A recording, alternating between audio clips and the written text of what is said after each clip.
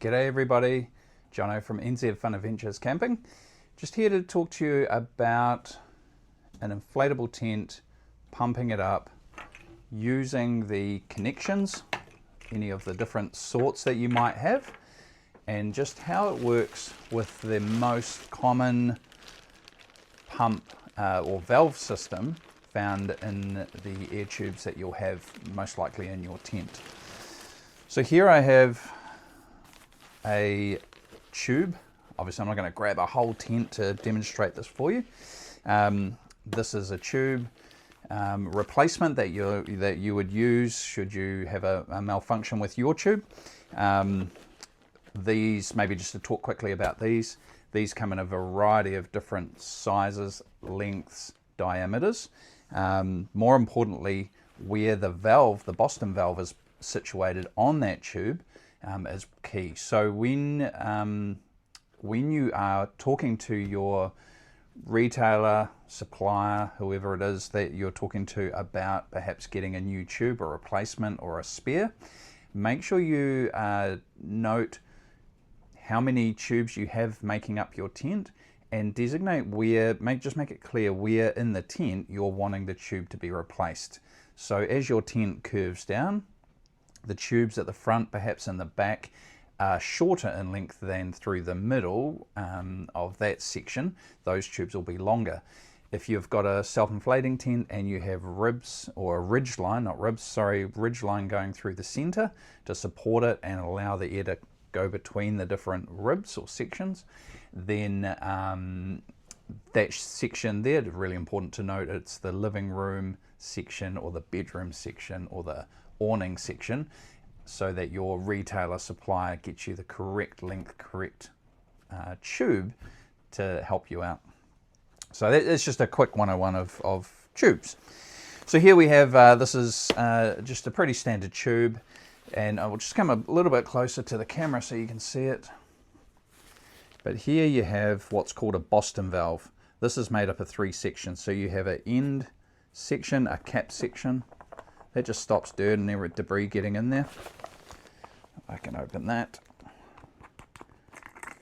So that's just a cap section that stops things from going in there. You unscrew that and it allows you to screw in your pump here or put in a pump section there. Then the next section down, which has got kind of a rough, unwindy section. When you undo that, this is what you do to unwind it to deflate your tent. So when you take that out, that gets you all the way into the inside of your air tube.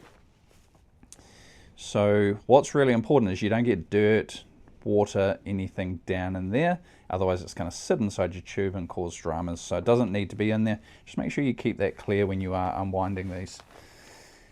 What happens typically, you've got one more section, this one here, and this is kind of a smoother, it's probably the largest ring that you have making up your tube. There you can see it, it's the very last thing. If you were to unwind this section here, this is what holds the inner tube in place around the material that is supporting the tube.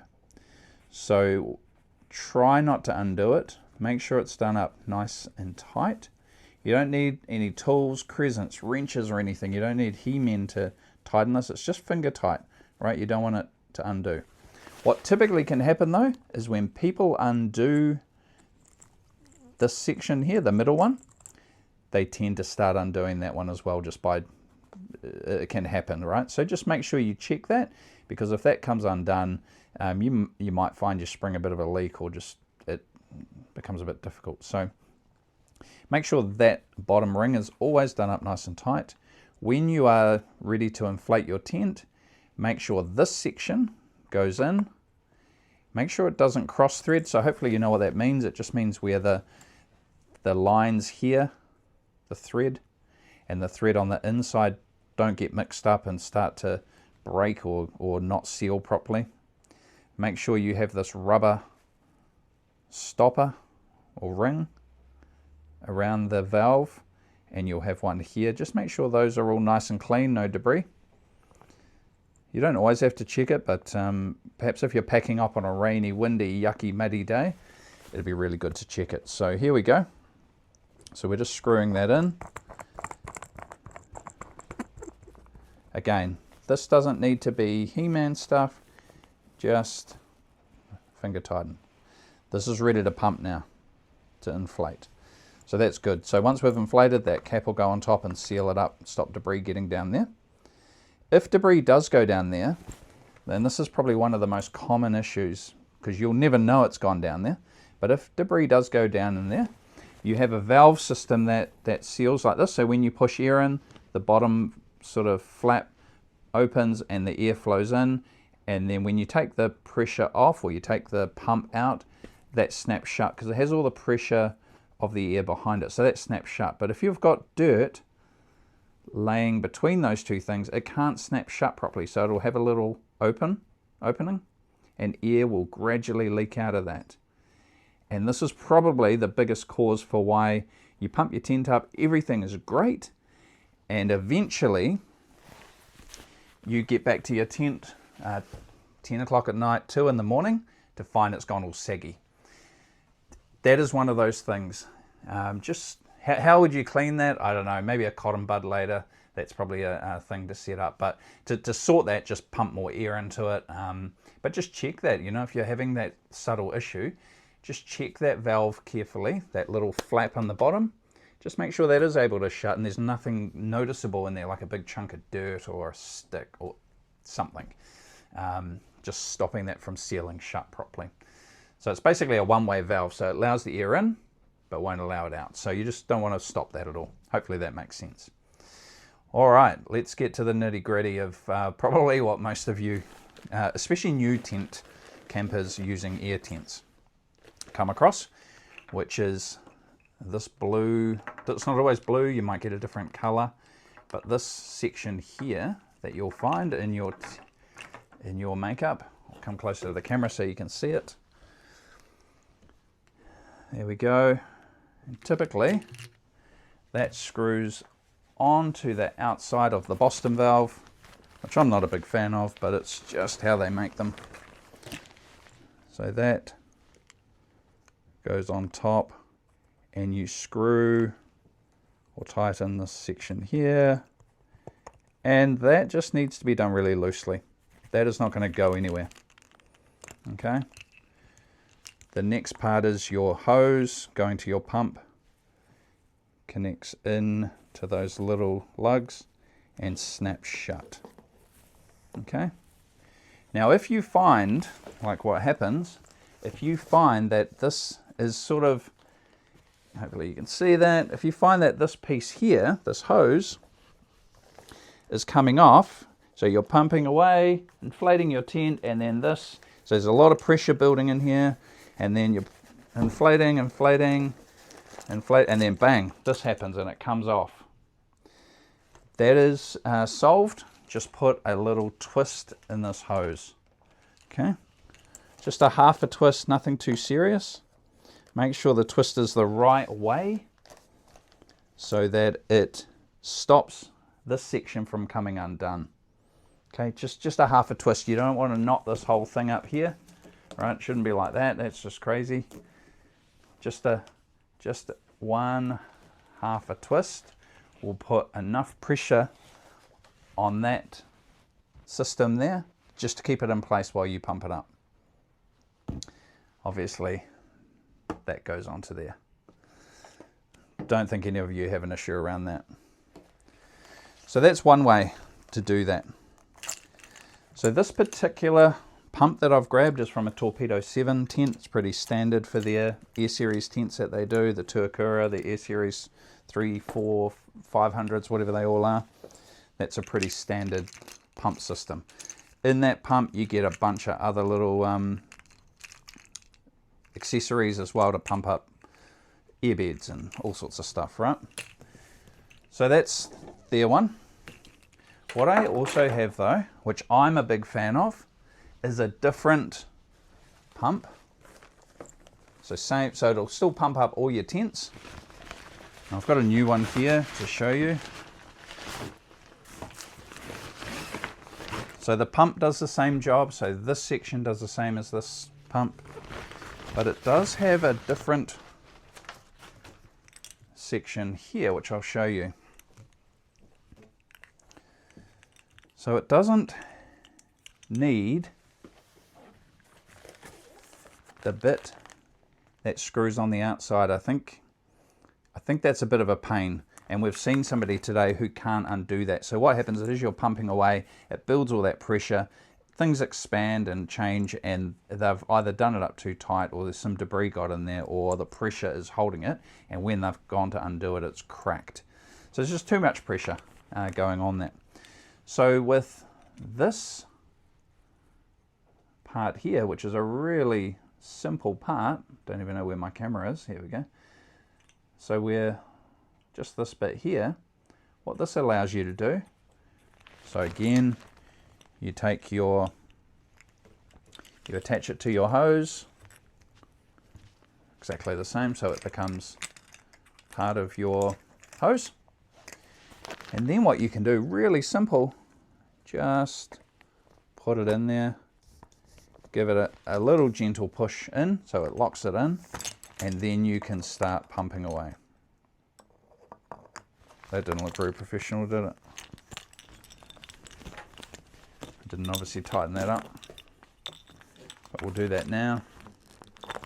So there we go again, we'll just do that again. So that section there goes inside the Boston valve, inside it rather than screwing it on. You just gently push it in, subtle twist, and then start pumping it up. When it comes time to pulling it out, you just twist and pull, and it will pop out. All right, there's no drama for that to be happening. Same thing happens if you find it sort of pulling out all on its own, just put a little twist in that hose and it will stop it from kinking up and pulling itself out. So that's just a little tip for those of you wanting to know perhaps a different way if you're finding it frustrating with the one that screws on. All right, so that sort of explains a couple of the ways, a couple of the methods I like to use with the different accessory ends on these pumps, giving you perhaps an easier option, which is that one there. Where can you get that? Pop into a camping store, ask them about the different options, have a look at them. This accessory here for me, this goes into my airbeds. It goes in, it pumps up our couches, it pumps up the tents through Boston valves. It does a whole bunch of different things, so I quite like that. I don't have to muck around with it. What else did I want to talk about? Really key, when you're tightening all these things, the Boston valves, the different connections there, when you're using your pump, just finger tighten, don't overdo it. That's probably really key. You've got to get these things undone again, so they're going to be under pressure. So easy to tighten when you're doing it up to start with, then you put all that air in and everything expands and tightens and becomes even harder. So just finger tighten it at the start and you'll have a much better experience. Last thing is this cap. It's not there for show. It's probably really easy to take the pump out, move to the next tube, start pumping up the next thing and just leave it loose like this. It'll probably most likely be hidden underneath the tent material. It normally have a little cover over it as well, which is a secondary bit of protection for it, but really important. Go back, make sure you do it. Have the kids do it. Just tighten that cap up. It stops that debris going inside. It looks good, and it just protects it, right? It just gives you a longer experience camping. Just make sure you do that. What else have I got here? If you're using a 12-volt pump, so if we say, no, don't care about these, so we'll get rid of those. And we want to use a 12-volt pump to pump up our tent, or anything else really. Then what's really key with a 12-volt pump is you have a PSI selector on it, so you can select what PSI level your tent needs to be at, and you put it to that setting. So if it's 7, 8, 9, 14 PSI, whatever your tent takes, then set it to that, no more, and hit the go button on your 12-volt pump. Make sure the 12-volt pump is a good one. You can get any old pump these days to blow up airbeds and things like that, but they're not the same. They won't be using the same PSI pressure as what you put in a tent. So something like an airbed, a monster bed, those sort of things are using somewhere around 2 PSI, nothing crazy, nothing big. So the air tent, you know, minimum you're going to be wanting to put in an air tent is around 7 PSI. So that's quite a bit. Then you can go all the way up to things like paddle boards that are like boards of wood, and they have things like somewhere around 15 to 20 PSI. So a 12 volt pump is really good. If you can get one that will expand, push PSI level to that amount, then great. If you can go camping, paddleboarding, blow up a inflatable kayak, those sort of things, that's really good. Lastly, I think I wanted to talk about how to read the gauge, the PSI gauge that you'll find on your pump. So here we have it here. Nearly every pump I know about has one of these. What's really important is you find the number that you're looking for. So we'll just say 7 PSI, whatever it is. And what's really important is that gauge will only read as the handle of the pump is going down. So if you push it down and leave it there and then decide to read it, it'll just look like that. It'll say nothing. It'll say there's no PSI in there. So it's only on the downward force that it will be reading. So it's only on that downward force, really important.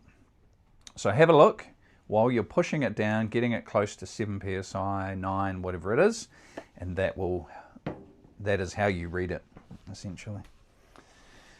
I think just the last thing I wanted to talk about is the fact that you need to monitor the tubes that you have in your air tents or anything, whether it's a inflatable shelter or inflatable tent. You need to monitor those air pressures in there. Now, when you camp for a long time, you'll be able to just grab that tube in your tent and kind of feel it.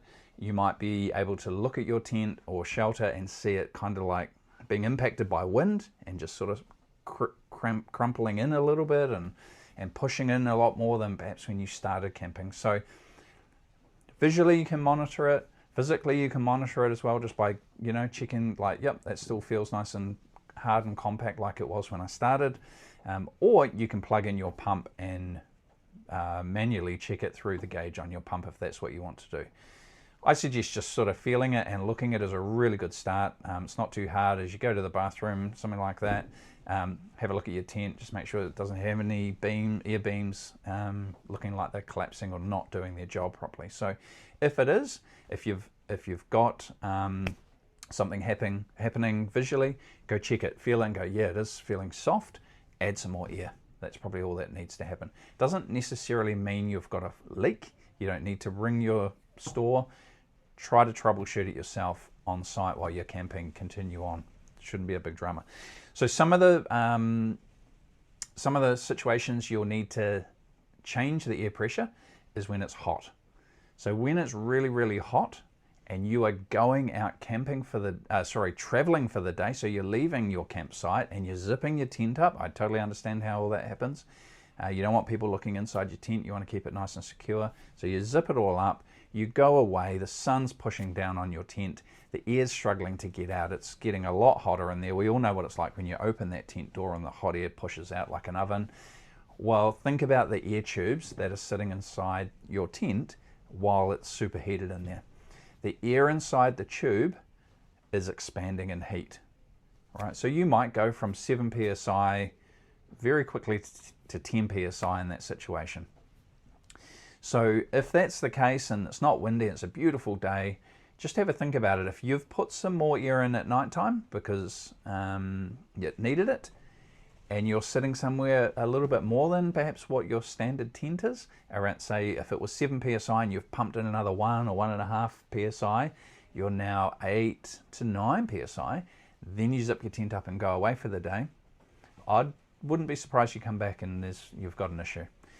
So if you want to mitigate that problem, monitor your, and be smart. If you're going away for the day and you put air in, let a little bit out, right? Not so much that your tent collapses, not so much that if it's windy, it's pushing in and changing, just a little bit. If you release a little bit of air and it's too much, don't freak out, put a little bit more back in, right? You've got this pump with you the whole time. So when it's hot, think about the air expanding in your tent and what that might do. Just release a little bit of air if that's a concern for you.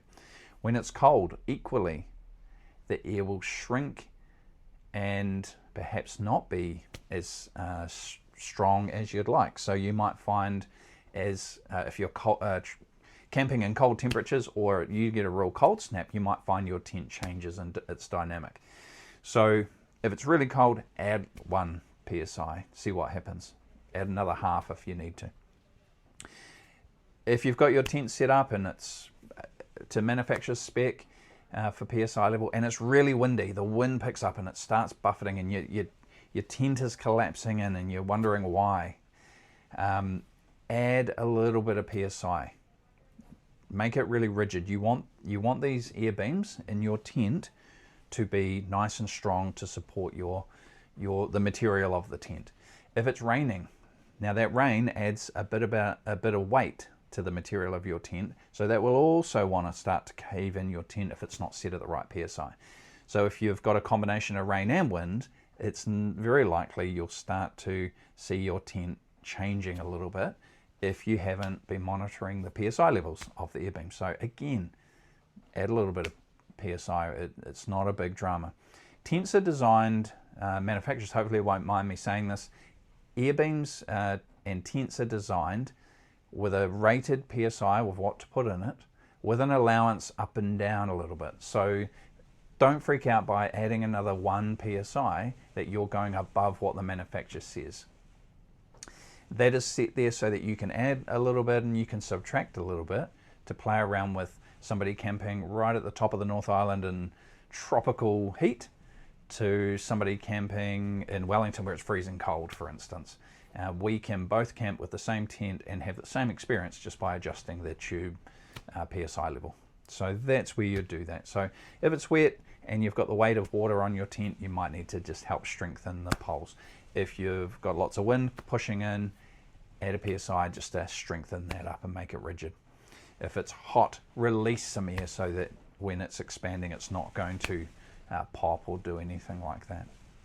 It's your job probably to learn how your tent works, where you camp the most, and work out what is the most appropriate thing for your tent, your camping style, your location, and how you're using your tent.